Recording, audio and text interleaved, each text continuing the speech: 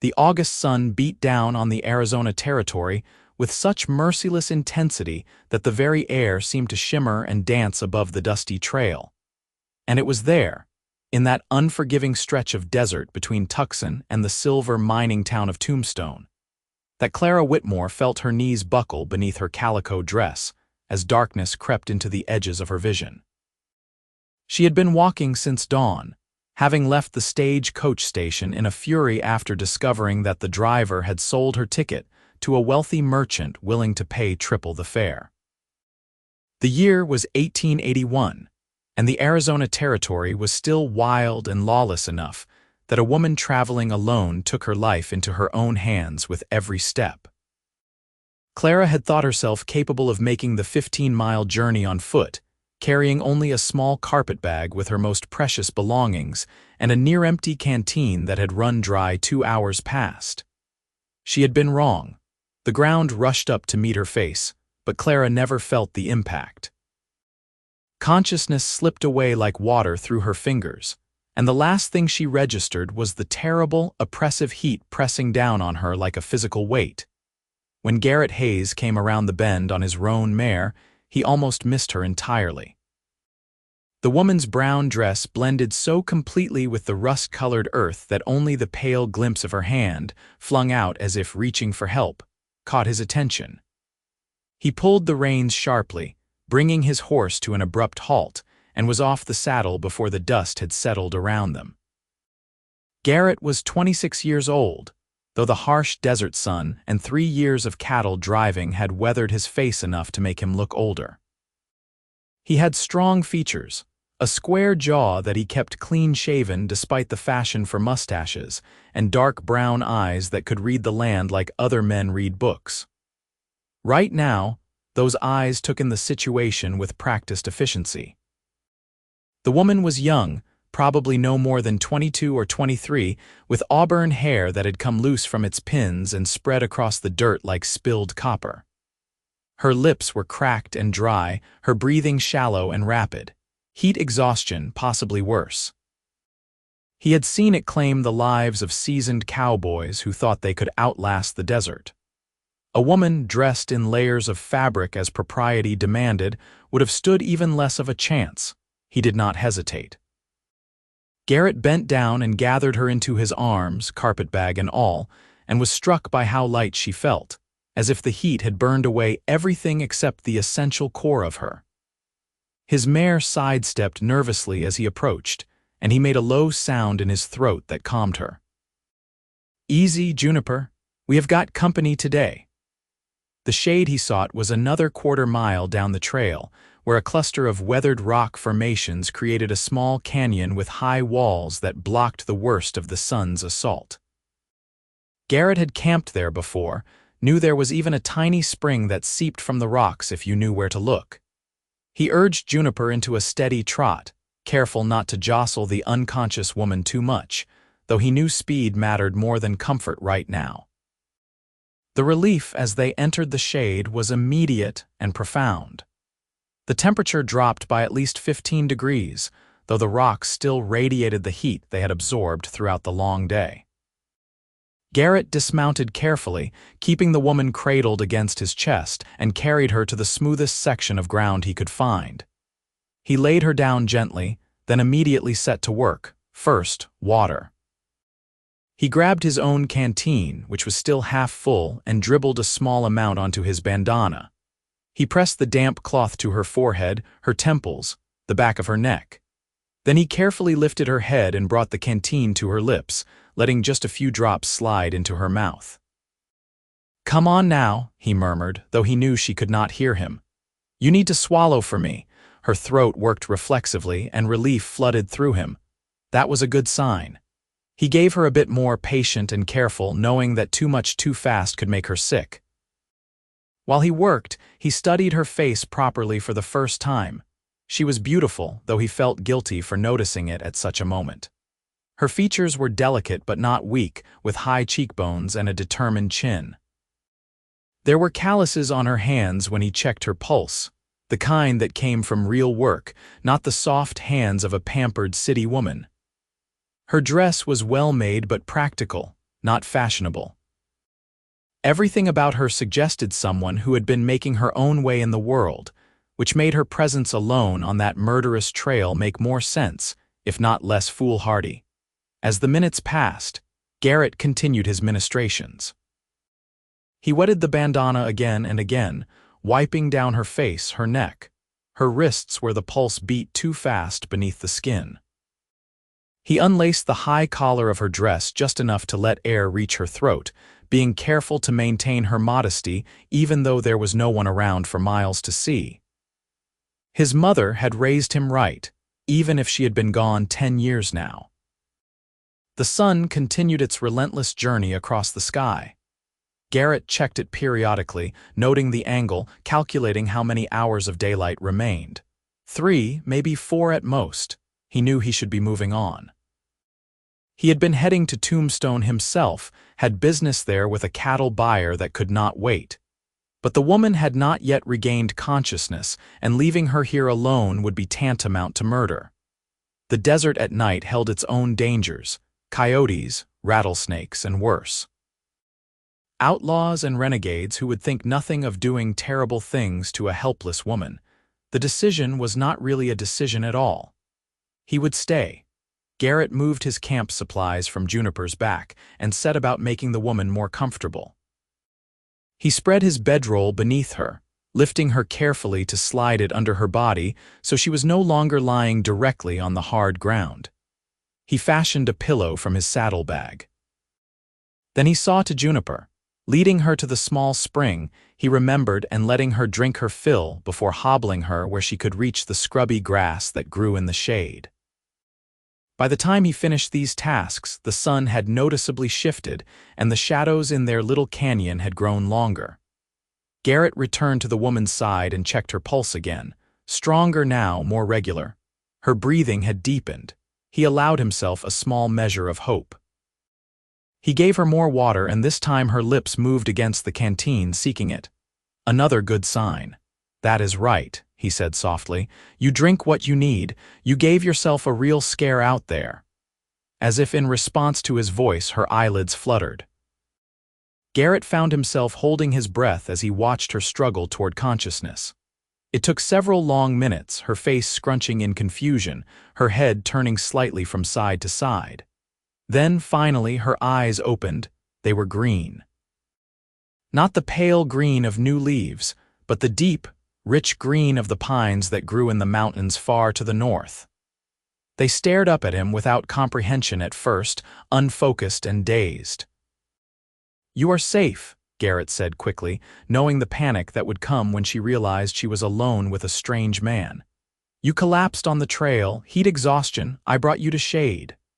Clara's mind felt like it was swimming through molasses. Nothing made sense.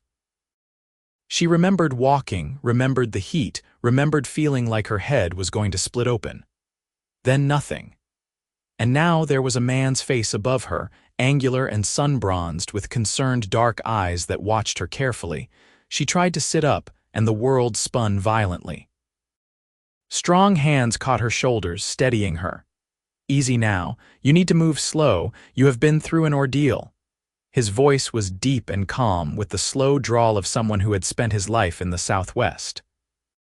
It should have frightened her, being alone with a strange man in the middle of nowhere, but something in his manner was reassuring. He had pulled back as soon as she was steady, giving her space, his hands raised slightly as if to show he meant no harm. "Who are you?" Clara's voice came out as a croak, her throat raw and painful. "Garrett Hayes. I was riding to Tombstone when I found you on the trail. You had passed out from the heat." He reached for the canteen again. "You need to drink more. Small sips." This time Clara took the canteen herself, though her hands shook so badly that Garrett had to help her guide it to her lips. The water was the most delicious thing she had ever tasted. She wanted to gulp it down, drain the entire container, but she forced herself to follow his instructions. "Small sips. Thank you," she managed after a moment. "I thought I could make it. I thought I had enough water, but it ran out and I just kept going, and then everything started spinning." "What were you doing out there alone?" Garrett asked, settling back on his heels. There is no town or ranch for miles in either direction from where I found you. Clara explained about the stagecoach, about the driver selling her ticket, about her desperate need to reach Tombstone. As she spoke, Garrett's expression grew darker. "That driver should be horsewhipped," he said flatly when she finished. "Leaving a woman stranded like that, you could have died out there. But I did not, thanks to you." Clara looked around properly for the first time, taking in the rock walls, the blessed shade, the horse grazing nearby. "How long have I been unconscious?" "Few hours. It is late afternoon now." Clara's eyes widened in alarm. "You have been here with me all this time, but you said you had business in Tombstone. You should not have stayed. You should have left me and gone on." Garrett's expression made it clear what he thought of that suggestion. "What kind of man do you take me for? I am not leaving an unconscious woman alone in the desert. My business can wait. But I have already cost you half a day. Please, you should go now. I will be fine here. I can rest tonight and try again in the morning." "No." The word was firm, brooking no argument. "You will not be trying anything. Look at yourself. You can barely sit up without swaying. You think you are going to walk 15 miles tomorrow?" Clara wanted to argue, but she knew he was right. Just the small effort of sitting upright and talking had exhausted her. Her head still felt strange, disconnected somehow, and her vision kept trying to blur at the edges. "Then what do you suggest?" she asked quietly. Garrett considered for a moment. "We stay here tonight. You rest and drink water and get your strength back. In the morning, you ride into Tombstone with me on my horse. It will take longer with 2 people, but we will make it by noon." "I cannot ask you to do that." "You are not asking. I am telling you how it is going to be."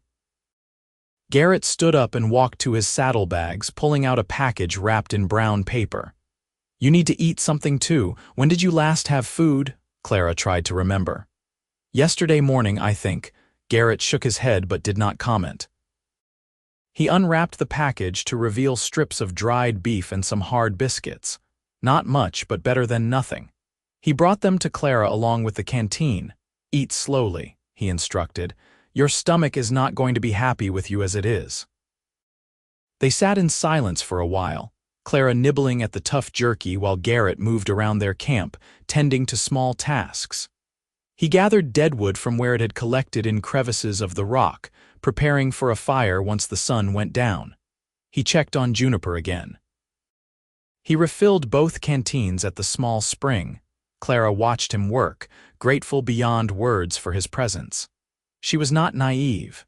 She knew exactly what her fate would have been if he had not come along that trail.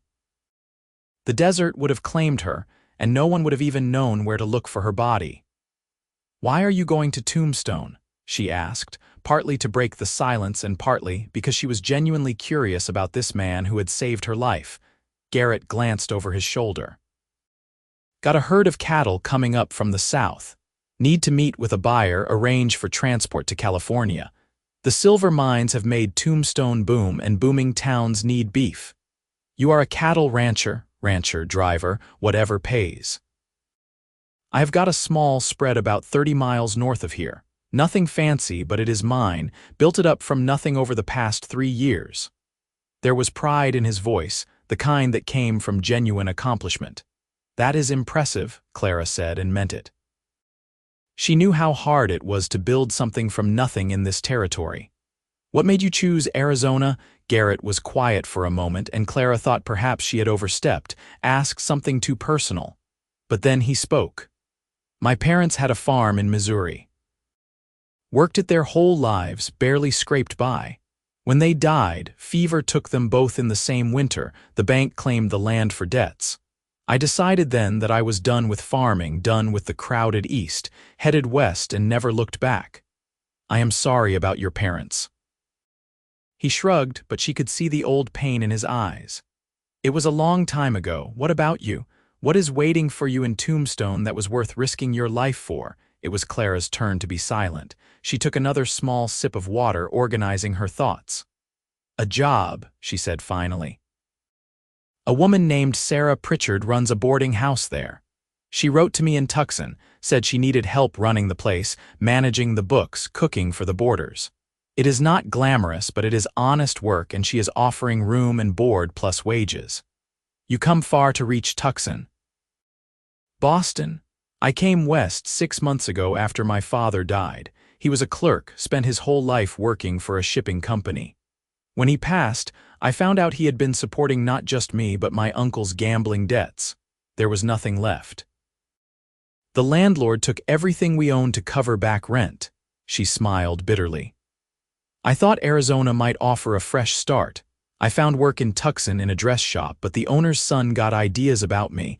When he would not take no for an answer, I left. Sarah's job offer came at exactly the right time. Garrett's jaw tightened. This owner's son bother you badly? He tried. I hit him with a pressing iron, left a mark he will remember me by. Clara's voice was matter-of-fact, but there was steel underneath. I may not be big, but I am not helpless. Despite the grimness of the conversation, Garrett felt a smile tug at his mouth. I do not doubt that. Any woman who thinks she can walk 15 miles through the desert in August has plenty of spine, even if her common sense is questionable. Clara laughed, then immediately winced, her hand going to her head. The pain was fading but still present, a dull throb behind her eyes. Headache? Garrett asked, his amusement vanishing into concern. Yes, but it is better than it was. That will likely last through tomorrow. Just part of heat exhaustion. You are lucky you do not have full heat stroke. That can kill a person or leave them with permanent damage. The sun was getting lower now, its light taking on the golden quality of approaching evening. The heat was finally beginning to ease, though the rocks still radiated warmth like stoves. Garrett built up his fire and got it lit, knowing they would need it once darkness fell. Desert nights could turn surprisingly cold. As the flames crackled to life, Clara struggled to her feet, needing to attend to personal necessities. She swayed badly, and Garrett was at her side in an instant. Where are you trying to go? Clara's cheeks flushed. I just need a moment of privacy behind those rocks. Understanding dawned in Garrett's eyes, and now it was his turn to look embarrassed. Right, of course, let me help you over there at least. You are still too unsteady. He offered his arm, and Clara took it, leaning more heavily than she wanted to admit. Her legs felt like they belonged to someone else, weak and trembling. Garrett guided her to a large boulder that would provide privacy, then immediately retreated back to the fire, giving her space. Clara managed what she needed to manage, though it took longer than it should have and left her exhausted. When she emerged from behind the rock, she found Garrett had politely turned his back, staring out at the desert that was now painted in shades of orange and purple by the setting sun. I am done, she said quietly. He turned and came to help her back to the fire, settling her on his bedroll, which he had placed near the warmth but not so close as to be uncomfortable. He handed her the canteen again without being asked. You should keep drinking as much as you can stand, he said. You lost a lot of water today. Clara drank obediently, then watched as Garrett pulled more food from his supplies. He had a small pot that he filled with water from one of the canteens, adding some dried beans and a bit of salt pork. He hung it over the fire on a small tripod he constructed from some of the sticks he had gathered. This will take a while to cook, but it will be better than just jerky, he explained. They settled into a comfortable silence, broken only by the crackling of the fire and the occasional sound from juniper. The sky deepened from gold to red to purple, and the first stars began to appear. Clara had never been much for astronomy in Boston, but out here the stars seemed impossibly bright and numerous, a river of light spilling across the darkness. It is beautiful, she murmured. Garrett looked up from where he had been stirring the pot. What is the stars? I have never seen them like this. He followed her gaze upward. Desert sky, nothing like it anywhere else. Too much smoke and haze back east to see them proper. They watched the heavens together as true night fell and the darkness became complete except for their small circle of firelight. The temperature dropped rapidly and Clara found herself shivering despite being close to the fire. Garrett noticed immediately. Here. He pulled a blanket from his supplies and draped it over her shoulders. Should have thought of that sooner. Your body has been through a shock today. You will feel the cold more than usual. Clara pulled the blanket tight around herself, grateful for its warmth and for his thoughtfulness. You have thought of everything, it seems. Do you often rescue foolish women from the desert? You are my first, Garrett said with a slight smile. Though I have pulled a few foolish men from similar situations. Desert does not care how tough you think you are, it will humble anyone who does not respect it. I respect it now, believe me. Garrett ladled some of the bean mixture into a tin cup and handed it to her. Eat what you can. Even if it is just a few bites, your body needs the nourishment.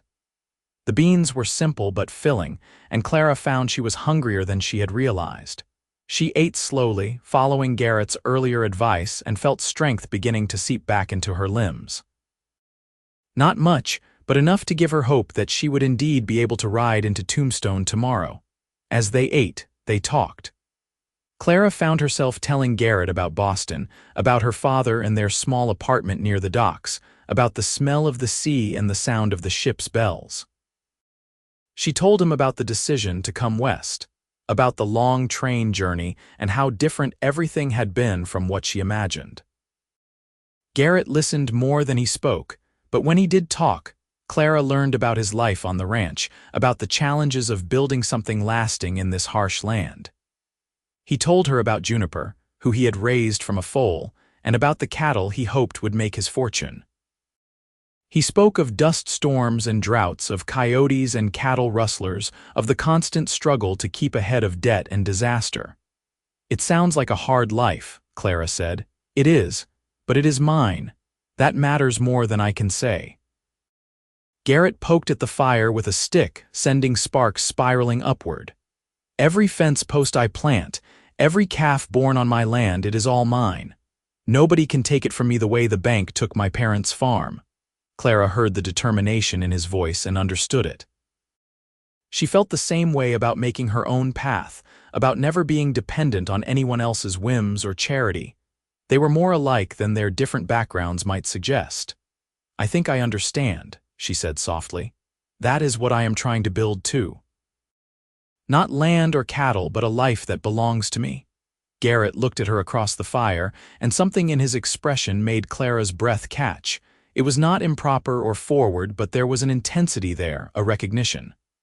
I think you will do it, he said. Anyone stubborn enough to walk through the desert in August has the grit for anything. Clara smiled despite herself. I hope you are right. As the night deepened, Clara found her eyelids growing heavy. The exhaustion of the day was catching up to her, her body demanding rest to recover from its ordeal. She tried to fight it, not wanting to be rude to her rescuer, but Garrett noticed her struggling. You should sleep, he said. Your body needs rest to heal. But what about you? This is your bedroll. Where will you sleep? I will be fine. I have slept on harder ground than this many times. He stood and added more wood to the fire. You take the bedroll. I'm going to stay up for a while anyway, keep the fire going and make sure nothing comes nosing around camp. Clara wanted to argue, but she was too tired. She lay down on the bedroll, pulling the blanket up to her chin, and closed her eyes. Within minutes, she was asleep. Garrett watched her sleep for a while, making sure her breathing stayed regular and her rest seemed peaceful. Then he turned his attention to the darkness beyond the firelight. He had told Clara he would keep watch, and he meant it. Besides, his mind was too active for sleep right now. He kept thinking about the woman sleeping by his fire. There was something about Clara Whitmore that had gotten under his skin in just a few short hours. It was not just her beauty, though he would be lying if he said that had not caught his attention. It was her spirit, her determination, the way she had picked herself up from nothing and headed into an unknown future without complaint. That took a kind of courage he admired deeply. Garrett had been alone for a long time. He had told himself he liked it that way, that building his ranch required all his focus and energy. There was no room for romance or family, not when every dollar had to be stretched and every hour filled with work. But sitting here in the firelight, listening to Clara's quiet breathing, he felt the first stirring of something he had thought dead, the desire for companionship, for partnership, for someone to share the burdens and joys of building a life. He shook his head at himself. Foolish thoughts. The woman was on her way to a job in Tombstone. He would deliver her there safely tomorrow, and that would be the end of it. Their paths had crossed by chance, nothing more, but even as he told himself this, Garrett knew he was lying. Something had shifted today, something fundamental, and there would be no going back to the simple solitude he had convinced himself was enough. The night wore on. Garrett fed the fire and listened to the sounds of the desert, the distant yipping of coyotes, the scurrying of small creatures, the whisper of wind through the rocks. Juniper dozed standing up, occasionally shifting her weight with a soft snort. The stars wheeled overhead in their ancient patterns. Sometime past midnight, Clara stirred and cried out softly in her sleep. Garrett was at her side in an instant, his hand hovering over her shoulder, unsure if he should wake her. "No," Clara murmured, her head turning restlessly. "Please, I have nowhere else to go." She was dreaming, Garrett realized, probably about the landlord taking her belongings or the dress shop owner's son or any of the other hardships she had faced. His heart ached for her. "You are safe," he said softly, not touching her but letting his voice reach into her dreams. "Nobody is going to hurt you, I promise." Clara quieted at the sound of his voice, her face relaxing, her breathing evening out. She did not wake, but she seemed to settle into a deeper, more peaceful sleep. Garrett returned to his post by the fire, but he stayed closer to Clara now, protective in a way that surprised him with its intensity.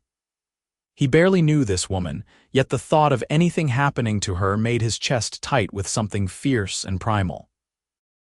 Dawn came slowly, the black sky fading to gray, then to pale blue as the sun prepared to make its appearance. Garrett had dozed a bit in the hours before dawn, his back against a rock, but he was awake now and rebuilding the fire for breakfast. Clara woke to the smell of coffee brewing.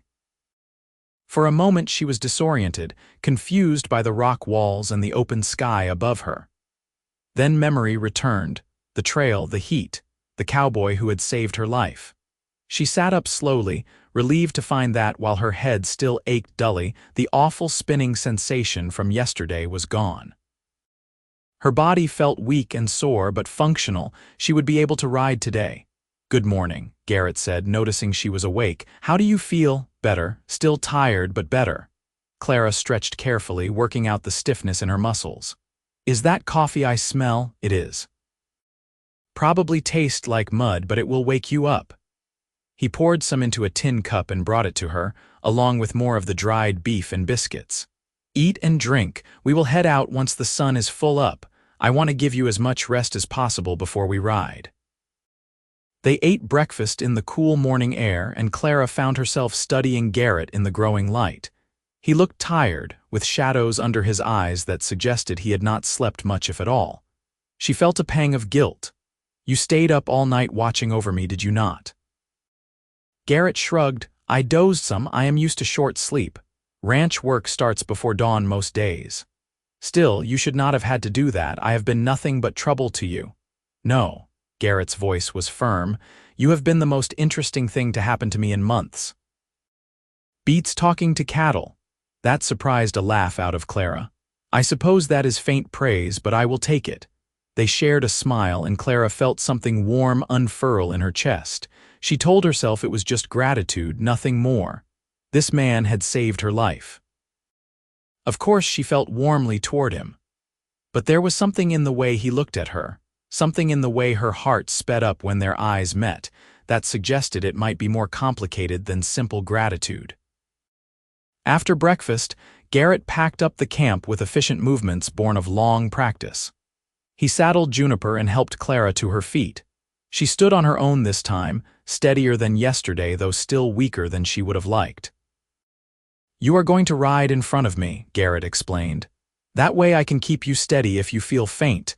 The saddle is not built for two people, but it is better than walking." He mounted first, then reached down to help Clara up. It took some maneuvering, and Clara was acutely aware of how close they would be riding, but there was nothing improper in Garrett's manner. He positioned her carefully, made sure she was secure, then clicked his tongue to set Juniper moving. The morning was still relatively cool and they made good time.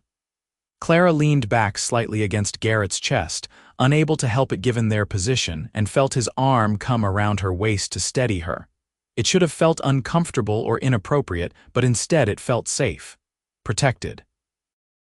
They rode in silence for the first hour, both lost in their own thoughts.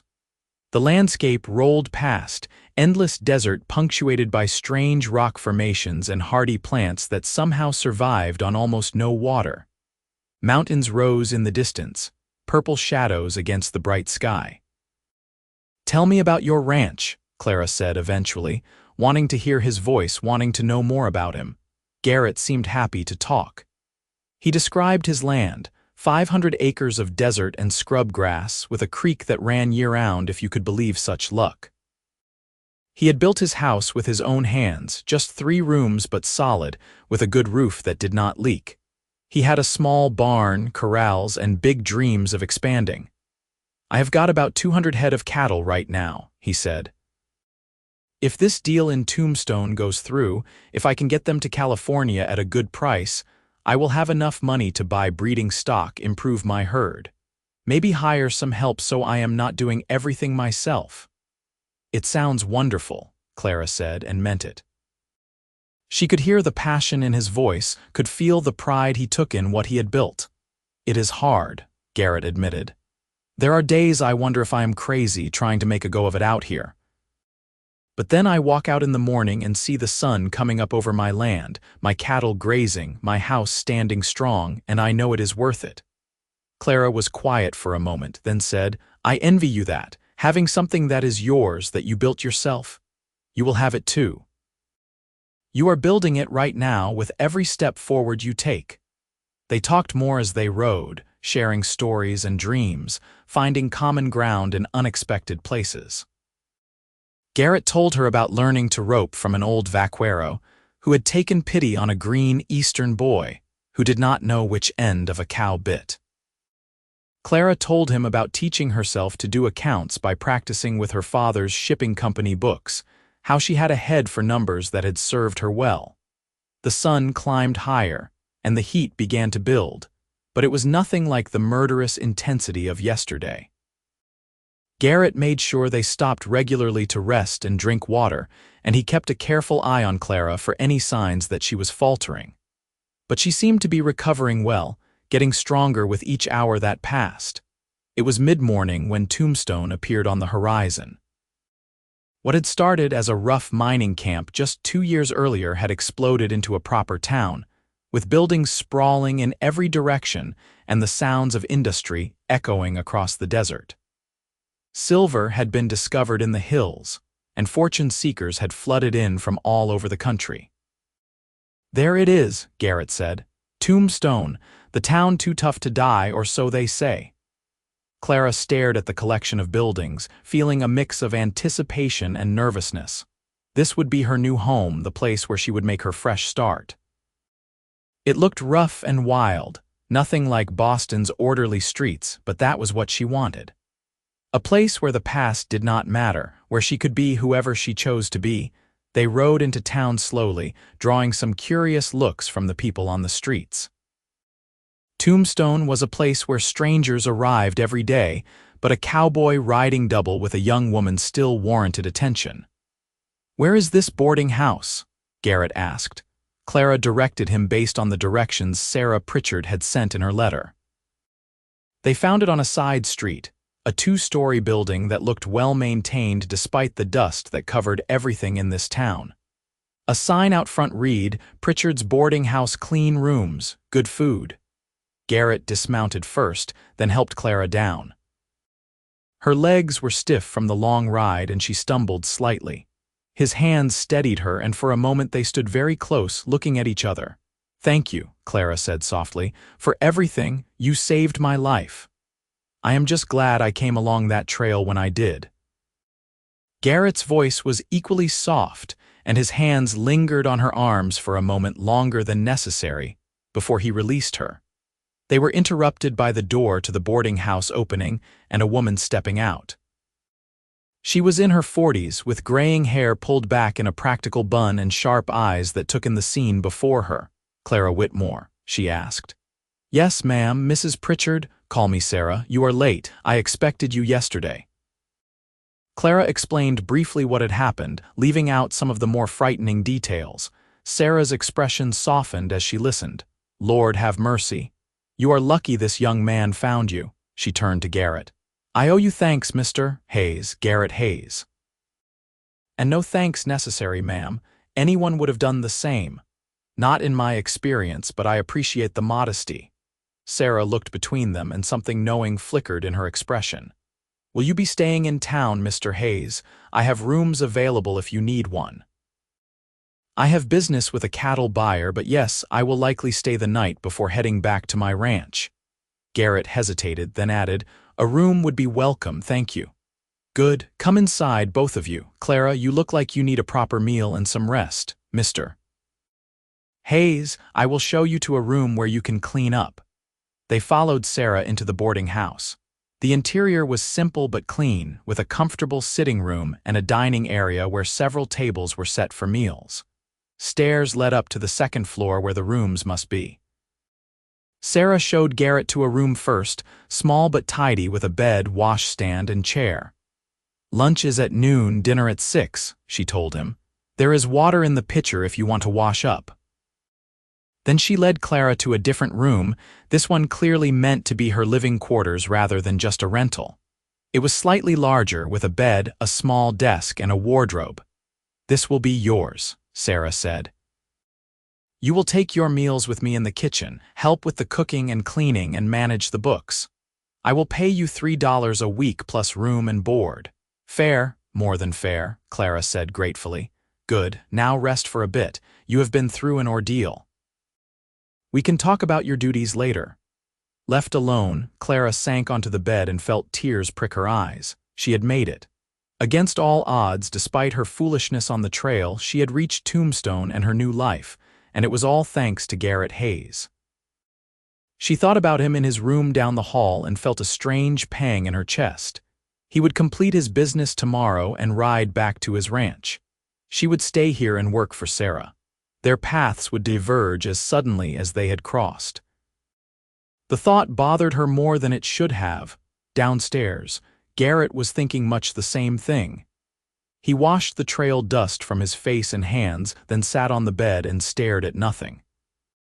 He should be thinking about his meeting with the cattle buyer, about the prices he needed to negotiate and the logistics of the drive to California.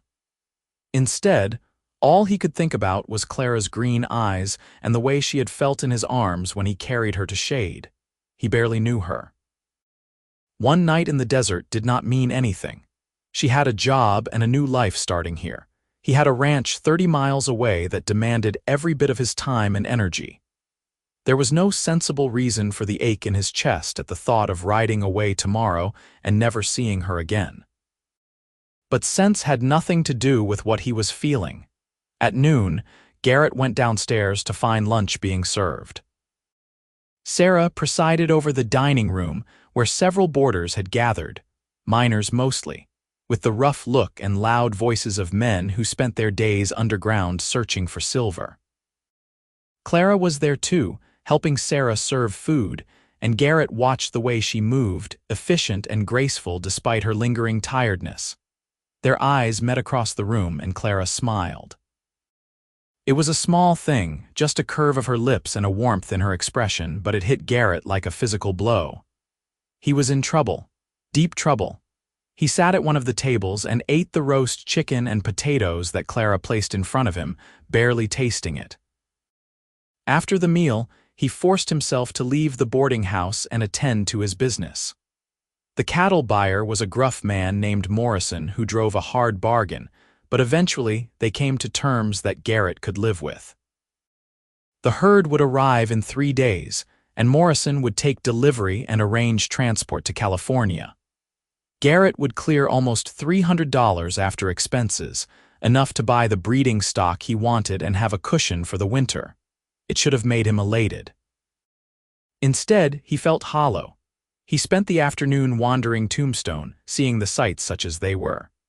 The town was rough and wild, full of saloons and gambling halls and the kind of men who sought their fortunes in hard places. Gunshots rang out once while he was walking down the main street, though nobody seemed particularly concerned. Just another argument settled with lead. This was not a place for Clara, Garrett thought. Oh, she would be safe enough in Sarah's boarding house, but the town itself had a dangerous edge to it. Then again, where else was she supposed to go? She had no family, no money, no options except to work and make her own way. At least Sarah seemed like a decent woman who would look after her. As the sun began to set, Garrett returned to the boarding house. Dinner was being served, and once again he found himself at one of the tables, once again served by Clara. She looked better than she had at lunch, with more color in her cheeks and more steadiness in her movements. "How are you feeling?" he asked when she brought him his plate.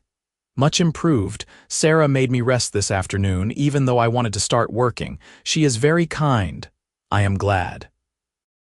Garrett wanted to say more, wanted to ask if he could speak with her privately, but the dining room was full of people and it did not seem appropriate. So he just ate his dinner and tried not to stare at her as she moved around the room. After dinner, Garrett went to sit on the front porch of the boarding house, where a few rocking chairs offered a view of the street. The evening was cool, and the sounds of Tombstone settling into its nighttime rhythms filled the air. Piano music from saloons, laughter, the occasional shout.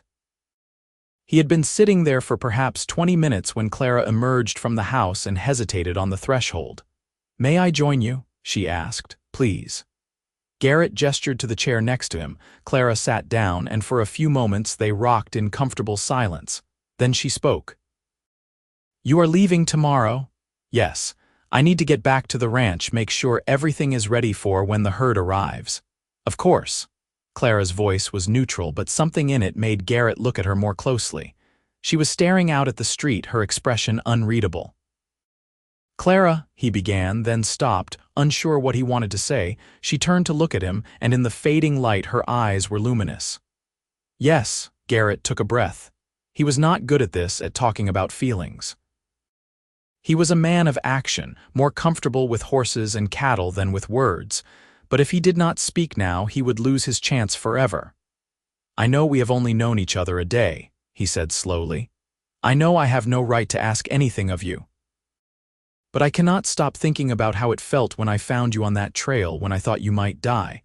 And I cannot stop thinking about what it will feel like to ride away tomorrow and never see you again."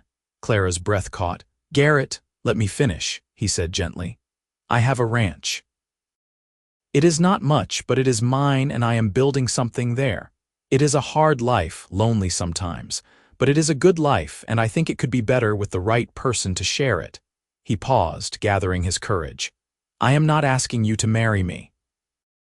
We do not know each other well enough for that. But I am asking if I can court you. If I can ride into town once a week and take you to dinner, get to know you proper. If we can see if this thing I feel, this connection, is real or just something born of circumstance." Clara's eyes had widened as he spoke, and now she sat very still, staring at him. Garrett felt his heart pounding, felt the vulnerability of having laid himself bare. If she said no, it would hurt in a way he had not been hurt in years. "I feel it too," Clara whispered. "That connection. I thought I was imagining it or that it was just gratitude for what you did. But it is more than that, is it not?" "Yes," Garrett said fervently. "It is more than that." Clara looked down at her hands, folded in her lap. "I need this job, Garrett. I need to be able to support myself. I cannot be dependent on anyone, cannot put my fate in someone else's hands. I have learned that lesson too well. I am not asking you to quit your job or be dependent. I am just asking for a chance. Let me court you. Let us see where this goes. If it does not work out, you still have your job and your independence. But if it does work out," he trailed off, letting her imagination fill in the rest. Clara was quiet for a long moment, thinking. Everything she said about independence was true. She had come west specifically to build a life that was hers alone, but what Garrett was offering was not dependence. It was partnership. The chance to build something together while still maintaining her own strength and autonomy. And she could not deny the way her heart leaped at the thought of seeing him again, of having more time to explore this feeling that had taken root so quickly. "Once a week?" she asked. "Once a week. I will ride in on Sundays if that works for you. We can have dinner, go for walks, talk. Get to know each other the right way." A smile spread slowly across Clara's face. "I think I would like that very much." The relief and joy on Garrett's face was beautiful to see. He reached across the space between their chairs and took her hand, his grip warm and strong. "Thank you," he said. "You will not regret this, I promise." They sat on that porch until full dark, holding hands and talking quietly, making plans for Garrett's first visit the following Sunday. Eventually, Sarah came out and gave them a knowing look. "I am not running that kind of establishment," she said, though her tone was more amused than stern. "Clara, you have a long day tomorrow and Mr. Hayes needs his rest if he is riding out at dawn. Time to say goodnight." They stood, and for a moment they just looked at each other. Then Garrett did something bold. He lifted Clara's hand to his lips and kissed it gently, his eyes never leaving hers. "Until Sunday," he said. "Until Sunday," Clara echoed. She went inside feeling like she was floating, like her feet were not quite touching the ground. Sarah gave her a sharp look but said nothing, just smiled and shook her head. In his room, Garrett lay awake for a long time, staring at the ceiling and grinning like a fool. He had come to Tombstone to sell cattle. He was leaving with something far more valuable, the promise of a future that was not spent alone. True to his word, Garrett departed at dawn the next morning. Clara woke early to see him off, standing on the porch in the cool morning air as he saddled Juniper. He came to say goodbye and they stood close together, reluctant to part. 5 days, he said. Then I will be back. I will be waiting. Garrett mounted up, touched his hat to her, and rode off down the dusty street. Clara watched until he disappeared from sight, then went inside to begin her first full day of work, her heart full of possibility. The days that followed were busy ones. Sarah put Clara to work immediately, teaching her the routines of running the boarding house. There were meals to prepare, rooms to clean, linens to wash, and accounts to manage. Clara threw herself into the work with determination, wanting to prove herself valuable, wanting to earn her place. Sarah was a fair but demanding boss, with high standards and little patience for slacking. But she was also kind, and she took a genuine interest in Clara's welfare. On the third day, as they were kneading bread together in the kitchen, she brought up Garrett. "That young man seems quite taken with you," Sarah observed. Clara felt her cheeks warm. "He has asked to court me." "And you said yes, I take it." "I did." Sarah nodded approvingly. "He seems a good sort, polite, hardworking, the kind who keeps his word, could do a lot worse." "I am not looking to marry," Clara said quickly. "I just got here, I need to focus on building my own life first." Building a life and building a life with someone are not mutually exclusive, you know. Sarah punched down her dough with practiced ease. "I was married for 20 years before my husband passed. He was my partner in everything, including this boarding house. We built it together. I would not trade those years for anything." Clara thought about that as she worked. She had assumed that independence meant being alone, but maybe that was not true. Maybe true partnership could enhance independence rather than diminish it. Sunday came at last. Clara was nervous all morning, changing her dress 3 times before settling on a simple blue calico that brought out her eyes. Sarah teased her gently, but helped her pin up her hair in a becoming style. Garrett arrived at precisely 2 o'clock, cleaned up and wearing his best shirt. Clara's heart did a small flip when she saw him tying Juniper to the hitching post outside. "You look beautiful," he said when she came out to greet him. "You look very handsome yourself." They walked together through Tombstone, Garrett pointing out the various establishments and sharing what he knew of the town's short but colorful history. They had dinner at a restaurant that was slightly nicer than the usual mining camp fare, and afterward they walked some more, talking easily about everything and nothing. When Garrett finally had to leave to make it back to his ranch before full dark, they stood together in front of the boarding house, reluctant to part. "Next Sunday?" he asked. Next Sunday, Clara confirmed. This pattern continued through the weeks that followed. Every Sunday, Garrett would ride into Tombstone and they would spend the afternoon and early evening together. They explored the town and the areas around it. They talked about their pasts and their dreams for the future. They learned each other's habits and preferences, discovering compatibility in unexpected places. Clara learned that Garrett had a quiet sense of humor that surprised her into laughter when she least expected it. She learned that he was patient and thoughtful, the kind of man who considered his words before speaking. She learned that he had a deep love for the land and a respect for hard work that matched her own. Garrett learned that Clara had a sharp mind for business and an even sharper tongue when provoked. He learned that she was fiercely independent but also capable of great tenderness. He learned that she had nightmares sometimes about her time in Tucson, and that she carried scars from her past that were slowly healing. They were falling in love, though neither spoke the words yet. It felt too soon, too fragile to name out loud.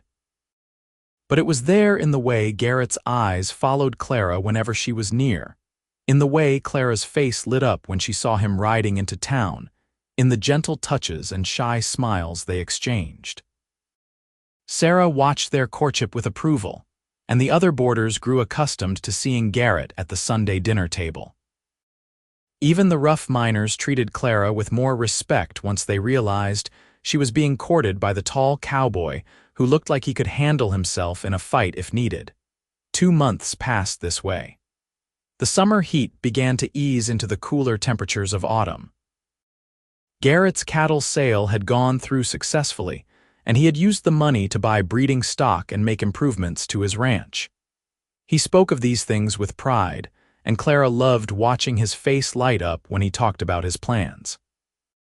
It was on a Sunday in late October when things changed. They had taken a picnic outside of town, finding a spot near a small creek where cottonwood trees provided shade.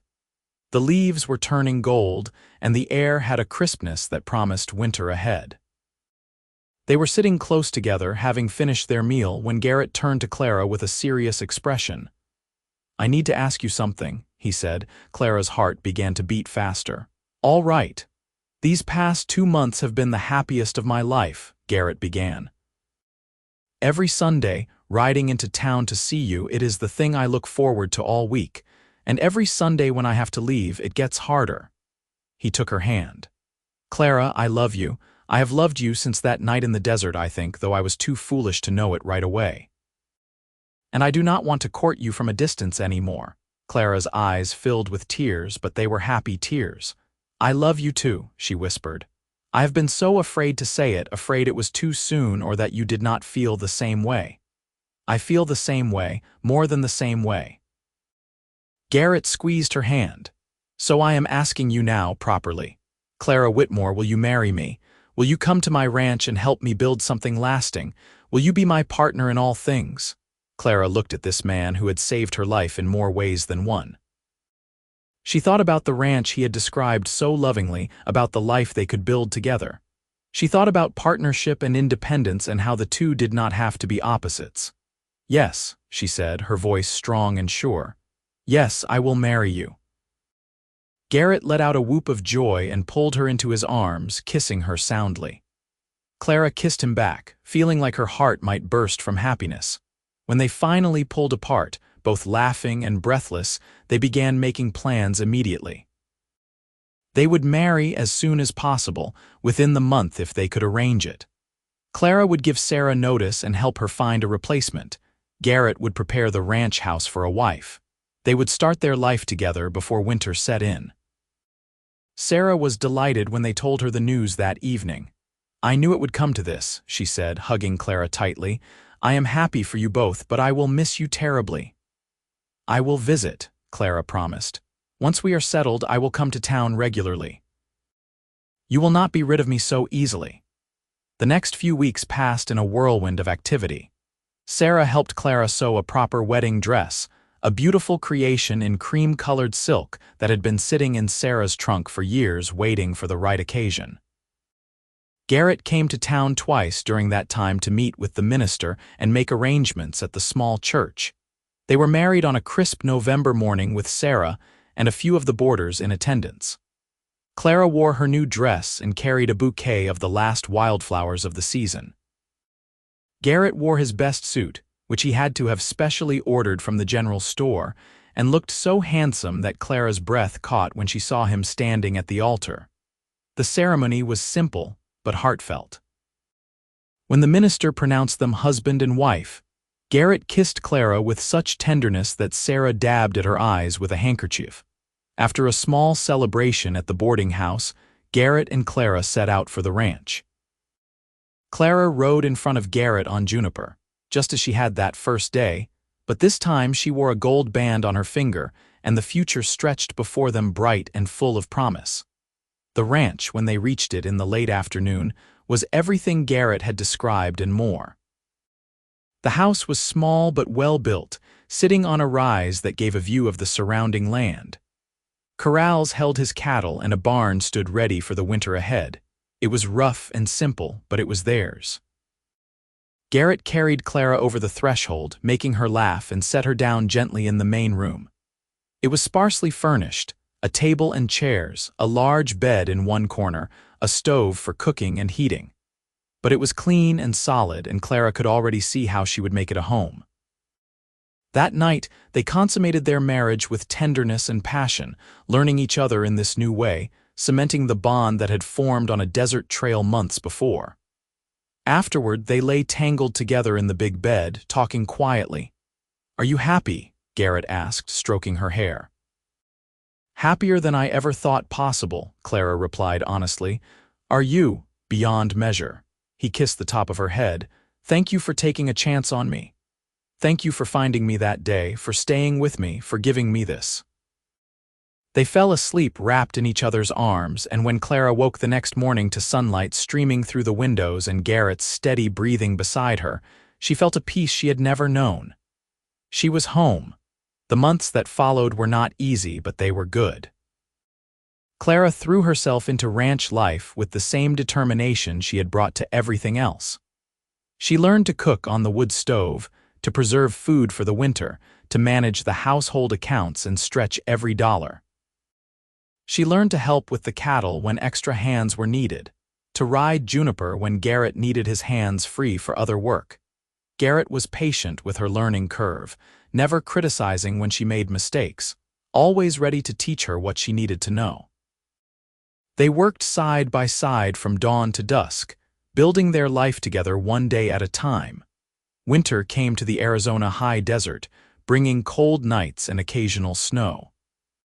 They spent evenings huddled by the stove, Garrett working on tack that needed mending while Clara read aloud from the books she had brought from Boston.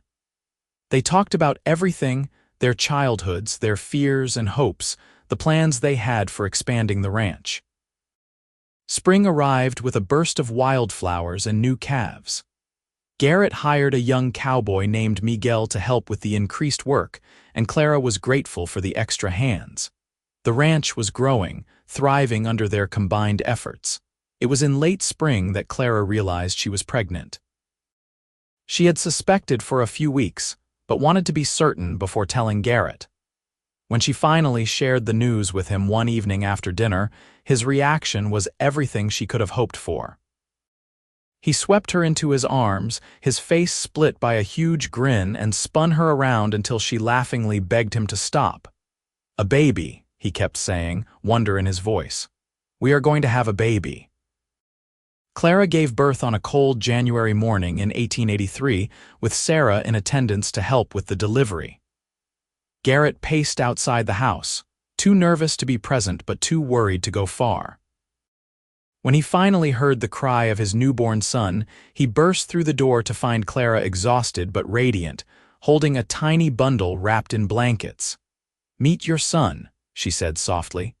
Garrett approached with almost comical caution, as if afraid he might break something.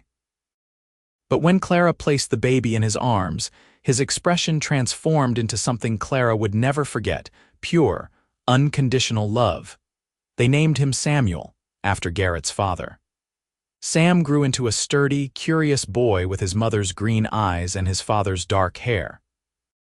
2 years later, Clara gave birth to a daughter they named Emily, who proved to have her father's patient nature and her mother's sharp mind.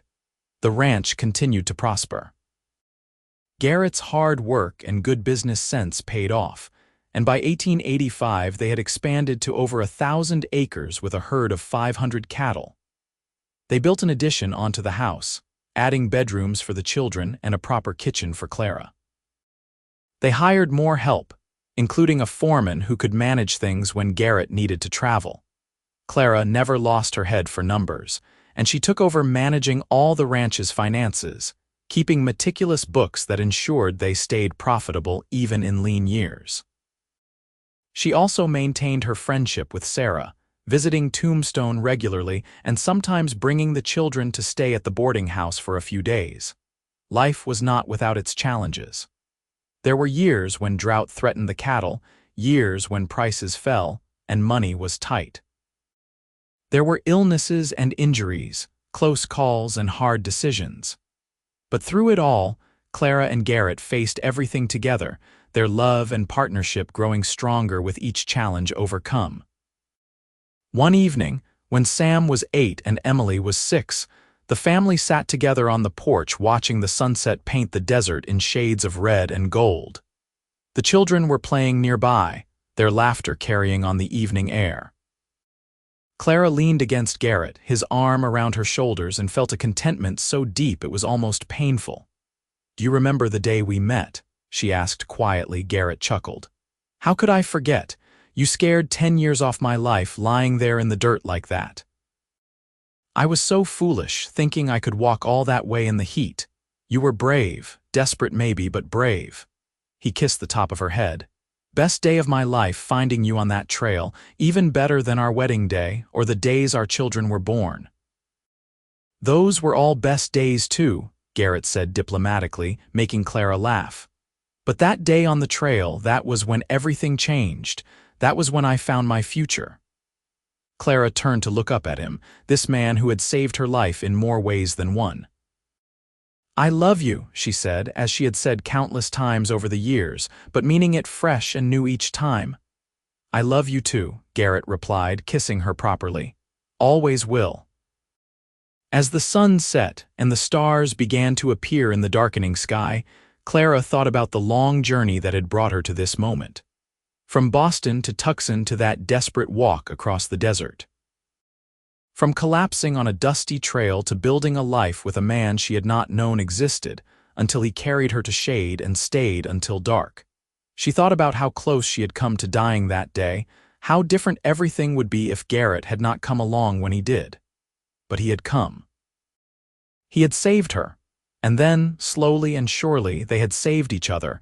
Years continued to pass, each one adding new layers to their life together. Sam grew into a tall, serious young man who loved the ranch as much as his father did. Emily proved to have a gift for working with horses, gentling even the most difficult animals with patience and skill. They had a third child, a son they named Thomas, born when Clara was 33 and Garrett 37. The ranch became one of the most successful in the territory. Garrett's reputation for honest dealing and quality cattle spread, and buyers came from as far away as California to do business with him. But success never changed him. He remained the same steady, hard-working man Clara had fallen in love with on a desert night years before. Clara, too, continued to grow and thrive. She became known in the region as a shrewd businesswoman, and other ranch wives often sought her advice on managing accounts and stretching budgets. She maintained her independence even within the context of their partnership, and Garrett never tried to diminish her contributions or treat her as anything less than an equal. They faced their share of sorrows too. Sarah passed away in 1890, and Clara grieved deeply for the woman who had given her a chance and become like a mother to her. Miguel, their first hired hand who had become a trusted friend, died in a riding accident in 1892. These losses marked them, reminded them how precious and fragile life could be, but the joys far outweighed the sorrows. They celebrated Sam's wedding in 1895 to a smart young woman named Rachel who came from a farming family near Tucson. They welcomed their first grandchild, a boy named Garrett after his grandfather, in 1896. Emily married a year later to a horse trader named James, and Thomas showed every sign of following in his father's footsteps as a rancher. As the old century gave way to the new, Garrett and Clara found themselves in their 40s, no longer young but far from old, with a legacy built on hard work and love. They had survived and thrived in a harsh land, had raised children who were strong and capable, had built something lasting from nothing. One summer evening in 1901, 20 years after that fateful day on the desert trail, they rode out together to check on a distant part of the ranch. It was just the two of them, a rare moment alone now that their lives were so full of children and grandchildren and the constant demands of running a large operation. They stopped at a high point that offered a view of everything they had built. The house, much expanded from the simple 3 rooms Garrett had started with, the barns and corrals, the cattle grazing peacefully, the land stretching out to the horizon, theirs through hard work and determination. "We did all right, didn't we?" Garrett said, his arm around Clara's waist as they stood looking out over their kingdom. "We did better than all right," Clara replied. "We built something real, something lasting. Could not have done it without you." Clara smiled and leaned into him. "We did it together." That was always the point. They stood there until the sun began to set, painting the sky in the brilliant colors they had learned to love. The same sky that had blazed down mercilessly on a foolish woman walking alone, the same land that had nearly claimed her life. But transformed now, made beautiful by the life they had poured into it. As darkness gathered and stars began to appear, Garrett and Clara rode back toward home. Lights glowed in the windows of the house, promising warmth and family and all the simple joys that made life worth living. Smoke rose from the chimney. The sound of children's laughter drifted on the evening air, their grandchildren, visiting for the summer. They put the horses away together, their movements synchronized after 20 years of partnership. Walking to the house, their hands linked, they passed through the door into the warm, bright interior where their family waited. And Clara, who had once collapsed alone in the desert with nothing and no one, looked around at everything she had gained and knew that she was the luckiest woman alive. Not because she had been saved that day, though she was grateful for it, but because in being saved, she had found the courage to really live. She had found partnership and love and purpose. She had found home. Garrett looked at his wife, still beautiful to him after all these years, and felt the same bone-deep gratitude he felt every day. The woman who had come into his life by chance and stayed by choice.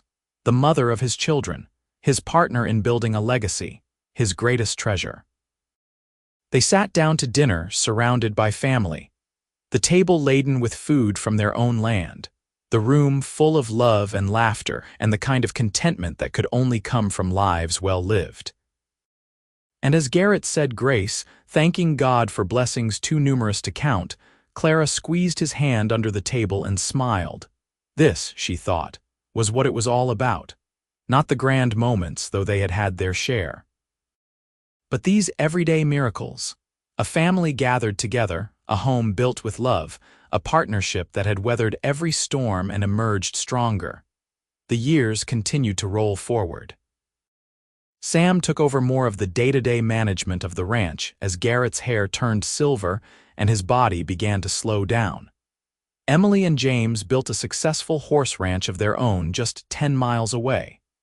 Thomas married a schoolteacher and proved to be as good a rancher as his father, maybe better. Grandchildren multiplied. Little Garrett was joined by sisters and brothers and cousins. The ranch house that had once seemed so spacious felt small during holiday gatherings, bursting with noise and life and love. Clara would stand in the doorway sometimes, watching her family, and feel overwhelmed by how much her life had changed from that desperate girl walking alone across the desert. Garrett's hair might have turned silver, but his love for Clara never dimmed. He still looked at her the way he had that first night by the fire, with wonder and devotion. He still reached for her hand when they walked together. He still told her he loved her every single day.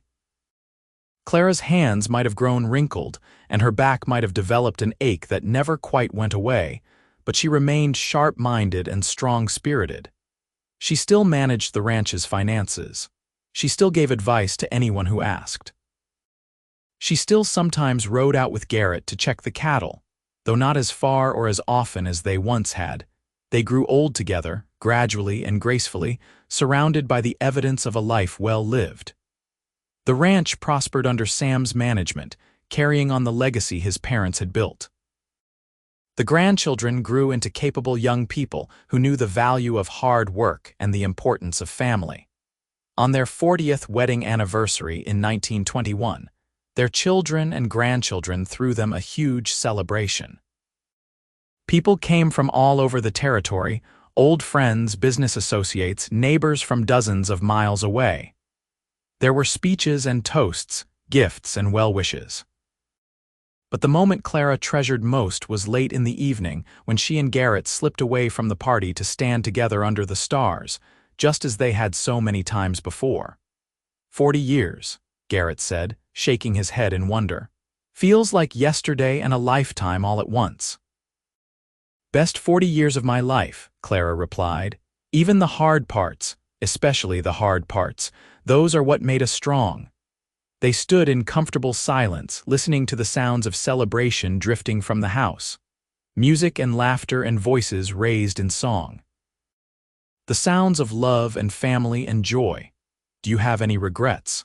Clara asked quietly. Garrett thought about it seriously, then shook his head. Not a single one. Everything I did, every choice I made led me to you and this life. How could I regret any of it? Not even the time the cattle broke through the fence and we lost half the herd, Garrett laughed. All right, maybe I regret that a little, but we rebuilt. We always rebuilt.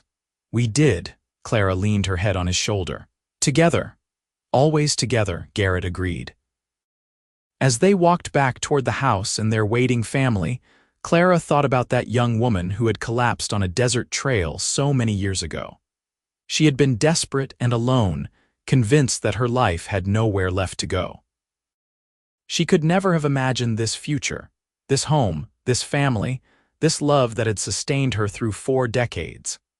And Garrett, the cowboy who had been riding to Tombstone on routine business, who had found a woman in need and stayed with her until dark without a second thought. He could never have imagined that simple act of decency would lead to a lifetime of partnership and love. But that was the beautiful mystery of life, Clara thought. You never knew when the most ordinary moment would become extraordinary, when a chance encounter would change everything. When the trail would lead you exactly where you needed to be, even if you had not known you were searching for it. They lived another decade together, Garrett and Clara, growing frailer but never less devoted. They saw great-grandchildren born. They celebrated the ranch's 50th anniversary. They watched the world change around them as automobiles replaced horses and telephones, connected distant places, and the wild territory they had helped settle became a proper state in the Union. Garrett died peacefully in his sleep in the spring of 1932, at the age of 77, with Clara holding his hand. His last words were to tell her he loved her, the same words he had spoken thousands of times over their 51 years together. Clara mourned him deeply as she had loved him, but she did not break. She had learned long ago that she was stronger than she looked, tougher than circumstances might suggest. She lived another 5 years, watching her great-grandchildren grow, advising Sam on the ranch even as he tried to tell her to rest, staying active and sharp until the very end. When she died in the autumn of 1937, at the age of 78, she was surrounded by family. 3 children, 12 grandchildren, 23 great-grandchildren. All of them owing their existence to a chance meeting on a desert trail 56 years earlier, to a cowboy who had stopped to help and a woman who had been brave enough to accept that help. They buried her next to Garrett on a hill overlooking the ranch under the wide Arizona sky. And if the living could hear the dead, they might have heard Clara's voice, young and vibrant again, calling out to her husband. They might have heard Garrett's reply, warm and welcoming. They might have heard the two of them laughing together, reunited at last, their love proving stronger than death itself. The ranch continued through the generations, each one adding their own chapter to the story that began with a woman collapsed from heat on a trail and a cowboy who carried her to shade and stayed until dark. That simple act of compassion, that momentary choice to help a stranger in need, had rippled forward through time, creating lives and loves and legacies that would endure long after both Clara and Garrett had passed into memory. Their great-great-grandchildren would walk the same land their ancestors had claimed from the desert. They would tell the story of how their family began, with heat and hardship, and a chance encounter that became destiny. They would point to the graves on the hill and say, "That is where it all started. That is where love began." And on summer evenings, when the heat still beat down on the Arizona land with that same merciless intensity, when the air shimmered above the trails, someone might pause and remember. Remember a young woman who refused to give up. Remember a cowboy who refused to ride past someone in need. Remember that the smallest choices can have the largest consequences, that compassion can build empires, that love, real, true, lasting love, can transform everything. The land would remember too, in its way. The rocks where Garrett had made his camp still there after more than a century. The trail where Clara had fallen, now a paved road but following the same path. The spring where Juniper had drunk her fill, still seeping water from ancient stone. All of it bearing silent witness to the moment when two lives intersected and changed forever. And perhaps, on the quietest nights when the stars blazed overhead just as they had in 1881, if you listened very carefully, you might hear echoes. The sound of a woman's voice, cracked and desperate, asking for water. The sound of a man's voice, calm and reassuring, promising safety. The sound of two hearts finding each other in the vast emptiness and deciding to beat as one for the rest of their days. That was the story. That was the legacy. Not just a successful ranch or a large family, though both were impressive, but the simple, powerful truth that love, the kind that grows from compassion and respect and true partnership, could transform two struggling individuals into something greater than either could ever be alone. That was what Clara and Garrett had built in the shade of those rocks, during those hours between afternoon and dark. That was what had sustained them through 51 years of marriage and continued to inspire their descendants generations later. And in the end, that was all that really mattered. Not the cattle or the land or the money they had accumulated, but the love they had shared, the family they had created, the example they had set. The proof that even in the harshest environment, even starting from the most desperate circumstances, beauty and goodness and lasting happiness could grow. Their story became legend in the family, passed down through the years, embellished and refined but never fundamentally changed. And each new generation would hear it and understand what their ancestors had known. That love was the greatest adventure of all, worth any risk, worth any hardship, worth every moment of effort required to nurture and sustain it. The ranch stood as a monument to that love. Every building, every fence, every acre bore the mark of Clara and Garrett's partnership. They had built it together and it had outlasted them both, just as they had hoped it would. And somewhere, perhaps, beyond the reach of mortal understanding, Clara and Garrett were together still. Walking hand in hand through fields of endless stars, their love undiminished by death, their partnership extending into eternity. Still building something beautiful together. Still proving that the best things in life were worth fighting for. Still grateful for that August day in 1881 when the sun beat down mercilessly on an Arizona trail, when a woman collapsed from heat, and a cowboy carried her to shade and stayed until dark, when two strangers became saviors to each other, and forever changed the course of both their lives. That was where it all began. That was where it would always return, A moment of compassion that bloomed into love, a simple choice that created a dynasty, a chance meeting that proved to be destiny. And in the hearts of all who came after, that moment would live forever, immortal and perfect, the foundation upon which everything else was built. The day Clara and Garrett found each other.